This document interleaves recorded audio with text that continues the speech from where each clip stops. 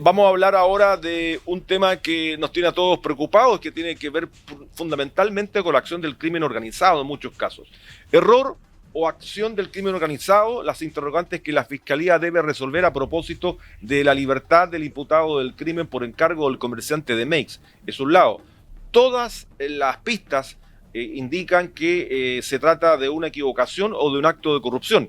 Todavía no se conoce detalle. La infiltración del crimen organizado ahora en las instituciones armadas o policiales o penitenciarias es un tema que está en la agenda hoy día y más que nunca. En prisión preventiva quedaron, recuerden ustedes, 5 exfuncionarios de la FACH por el tráfico de ketamina, con envíos que a la vez se descubrió uno. Pareciera ser que habían 2 previamente. Bueno, son los temas que vamos a conversar con un especialista que se ha dedicado a investigar este tema a través de su libro Nuestro Pedacito de Cielo. Lo entrevistamos hace unas semanas atrás, pero queremos consultar sobre estos hechos, estas acciones. Está con nosotros el periodista Carlos Vaso, periodista que trabaja justamente en temas de investigación criminal. ¿Cómo estás, Carlos? Buenas tardes. Muy bien, ¿cómo estás tú? Un gusto. Bueno, estos hechos, los que yo he señalado, partiendo por lo que ocurrió con los miembros de la FACH, sobre el tráfico de ketamina, sobre lo que está ocurriendo en la infiltración de los cuerpos militares, esa acción de el crimen organizado, no voy a hablar del Tren de Aragua porque puede ser ese u otra banda, pero ¿está penetrando justamente esa capa, Carlos?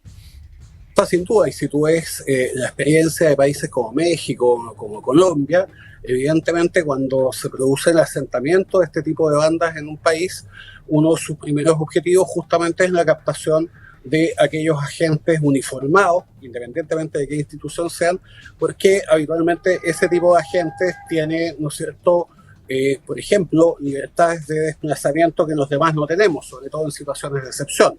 Entonces, evidentemente, es muy común que los antiguos carteles colombianos, mexicanos, ¿no?, las bandas de crimen organizado, como se denominan hoy día, lo que busquen justamente es captación, ¿no?, de personas que tienen esa potestad, que están, ¿no es cierto?,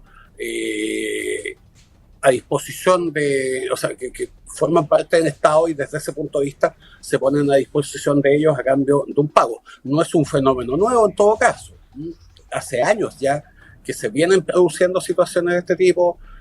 Yo hace unos días nomás me acordaba de hace un par de años hubo una condena en Arica a suboficiales de ejército también que hicieron cosas semejantes. Yo escribí una nota el año pasado acerca de suboficiales de carabineros de Quillagua. Uno de ellos fue condenado a 20 años por el tráfico de estupefacientes.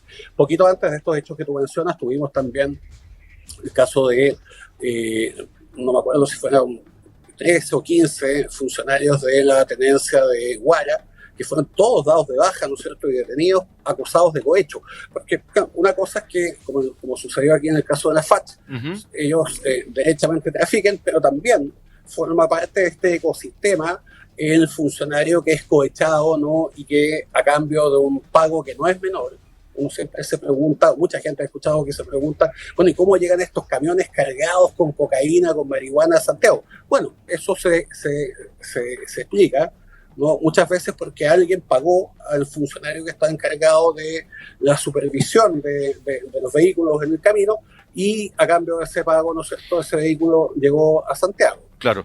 Carlos, en este caso puntualmente de la ketamina, el Tren de Aragua trabaja con ketamina, es como principalmente su fuente de ingreso. ¿Podemos adjudicarlo a ello o no? Pero ¿por qué el Tren de Aragua trabaja con ketamina y a dónde la produce, a dónde la consigue?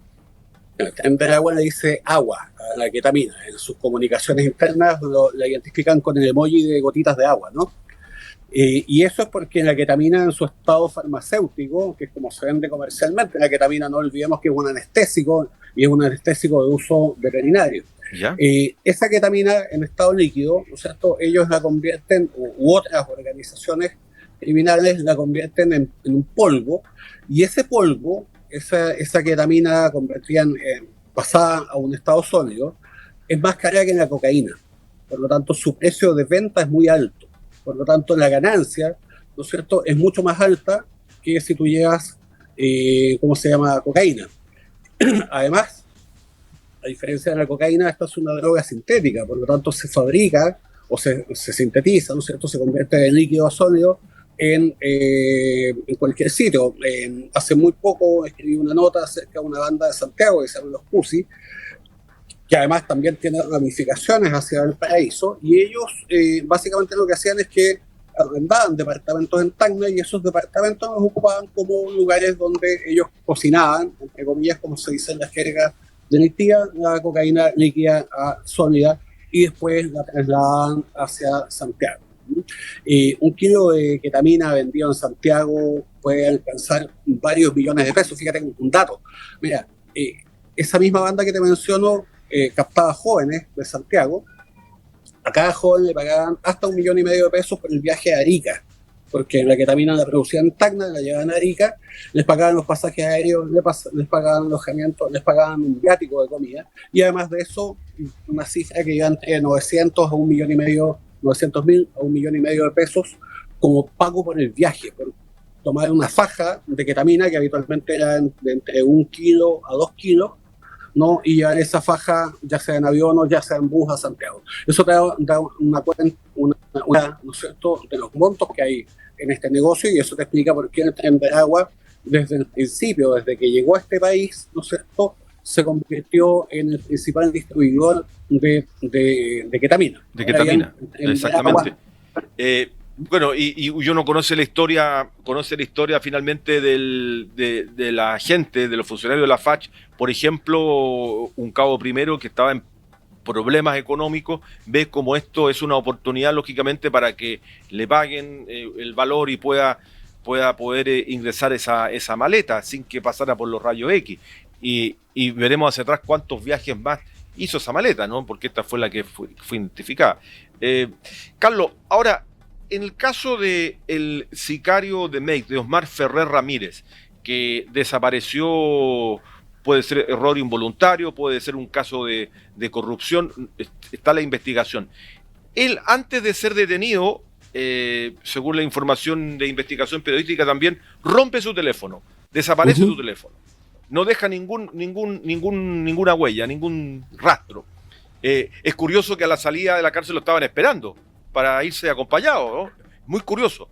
¿Cómo se comunica si no tenía teléfono, por ejemplo? Es algo que uno podía sacar como conjetura. Pero hay un dato importante que tú me señalabas. Los teléfonos se rompen porque hay mucha información ahí. O sea, tenemos un diputado que es famoso hoy día, ¿no es cierto?, porque destruyó su teléfono en la Araucanía, cuando se vio, exacto, ¿no?, cuando se vio ya a punto de ser formalizado y inventó una especie de que su hijo jugando le había hecho que lo había aplastado. Es exactamente el mismo principio, ¿no? Ahora, en el caso del Tren de Aragua y en el caso de estas organizaciones, pero fundamentalmente en el Tren de Aragua, todas las comunicaciones de ellos son digitales, ¿ya? Todas las comunicaciones que se hacen, porque eso comentábamos antes, son gente muy joven, por lo tanto las comunicaciones masivas que se envían a quienes forman parte de esta organización son enviadas a través de o a veces estados de WhatsApp, ¿no? Y muchas veces esos comunicados, ¿no? Comunicados donde hay cuestiones que son impresionantes, yo he visto muchos de ellos, ¿no? Entonces, por ejemplo, el comunicado donde dicen a contar de hoy día el agua sube en 20%, significa que la ketamina sube 20%, envían instrucciones acerca de los precios que tienen que cobrar por el comercio sexual, un montón de cosas, ¿no? Y muchas veces esos comunicados van siendo objeto de pantallazos. Y esos pantallazos van quedando en los teléfonos. En los teléfonos también, sobre todo los soldados de más baja categoría, ¿no es cierto?, cada vez que cometen alguna actividad que les es encomendada por su jefe, ellos tienen que dejar evidencia de eso. Tienen que hacer una imagen. Hay imágenes en vivo de cómo matan gente. Y eso lo hacen, ¿no es cierto?, porque ese es el modus operandi, ese es el modus operandi, ¿no es cierto?, de estas organizaciones. Entonces, ellos ya saben a estas alturas que parte importante de las condenas que ha habido en contra de los gallegos, en contra del mismo Tren de Aragua, han devenido justamente de evidencia que se ha hallado en sus teléfonos. Por lo tanto, desde ese punto de vista, es absolutamente lógico que este sujeto, muy joven, de 18 años, haya intentado hacer su teléfono. te iba a preguntar por eso. Son extraordinariamente jóvenes. Los tres sicarios de Meix son, o del rey de Meix, de barrio Meix, son muy jóvenes. Los otros dos aún están en prisión y están en prisión. ¿Cómo se reclutan? Además, entran a Chile de manera irregular. Venían de Venezuela, ingresaron de manera irregular al país, de 18 años. ¿Cómo son reclutados? ¿Ya vienen desde allá preparados para el crimen organizado? Ahí, ese es un espacio súper ambiguo donde todavía no tenemos suficientes contestaciones. Efectivamente, muchos de ellos vienen desde Venezuela, pero también muchos de ellos son captados en los países circundantes, sobre todo en Colombia, sobre todo en Perú y acá también. Hay casos, efectivamente, que se conoce de gente que llegó en medio de las oleadas de migración, gente que no tenía una vinculación delictiva con estas organizaciones y que acá es captada y que cae bajo la égida de estos grupos, no solamente por una cuestión económica, sino porque también hay un tema de pertenencia, ¿no? Todos estos grupos son muy semejantes, en definitiva, a sectas, en términos, ¿no?, de que le dan una identidad, le dan un sentido de grupo a la persona, le dan un sentido de pertenencia, incluso un sentido de misión, ¿verdad? Correcto. Fíjate que, por ejemplo, en el caso de los gallegos, ellos hablan de la causa, ¿verdad? Y dicen que todo lo que están buscando de la causa, como si fuese un grupo ideológico. La verdad es que la única ideología que tienen ellos es el dinero. Y la causa, en definitiva, es como denominan el fondo común de plata, donde ellos llegaban todos los fondos que ellos obtenían.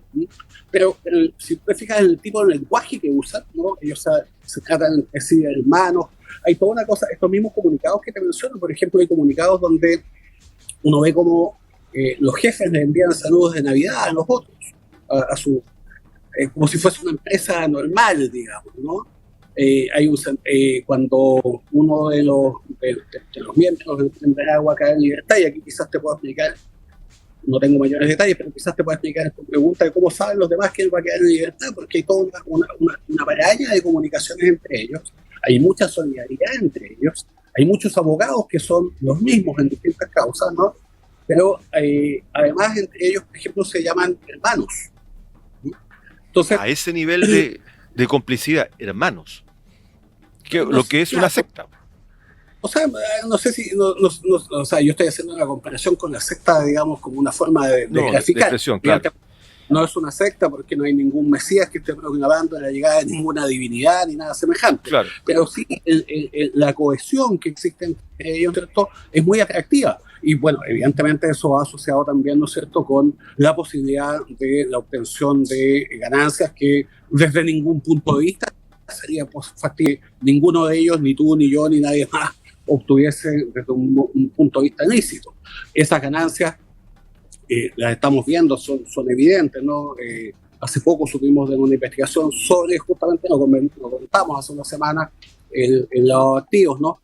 Yo publiqué el domingo pasado una nota sobre una estimación que hizo la Fiscalía de Antofagasta acerca de cuánto gana el crimen organizado. Y hay una estimación que dice, acá en Chile, y hay una estimación que dice que este año las utilidades netas del crimen organizado van a ser de $4.000 millones. Eso es lo que van a millones de dólares. Eso es lo que les queda después de descontar todo lo otro. Se estima que la ganancia es de entre 30 a 40%, ¿no es cierto?, de lo que han invertido. Por lo tanto, en definitiva, estamos hablando de más de $9.000 millones de dólares que han movido, se estima que van a mover este año. Carlos, ¿qué se hace ahora? Ya tenemos el diagnóstico hecho, están instalados, tú estás señalando lo que están moviendo en cuanto a lavado de activos, lo que están ganando. ¿Qué se hace ahora? ¿Cuál es el camino en definitiva? Llevarlos todos a la cárcel. La cárcel también, ojo, que es un tema no menor, porque hay comunicación a veces dentro de la cárcel. No está todo lo aislado que debiera estar un delincuente o los delincuentes de este nivel. Es muy complejo. Yo la verdad es que no tengo esa contestación. Yo creo que le tenemos que preguntar a gente que sí sabe, que ha vivido cosas de este tipo. Los italianos son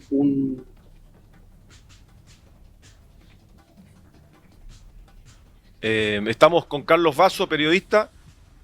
Carlos, todavía hemos perdido. No sé, sí, sigamos. ¿Hasta dónde me escuchaste? Sí, no, lo último, que el caso italiano nos decías que era...